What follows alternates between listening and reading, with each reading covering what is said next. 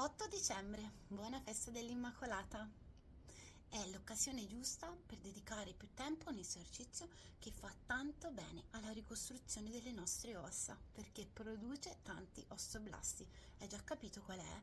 Sai che fa tanto bene anche al nostro sistema nervoso, perché ci rende più reattivi e attivi, e fa tanto bene anche a diminuire il carico di stress, a volte a sfogare proprio un qualcosa che non vogliamo più, e questa è la vibrazione. Sì, con i life band sopra di te inizi a vibrare con le punte dei tuoi piedi e poi lasciati andare come vuoi tu, ruotando su te stessa, aprendole i piedi, oppure un passetto avanti, un passetto indietro. L'importante è che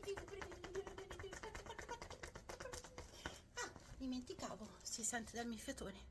Questo esercizio fa benissimo al cuore. A domani.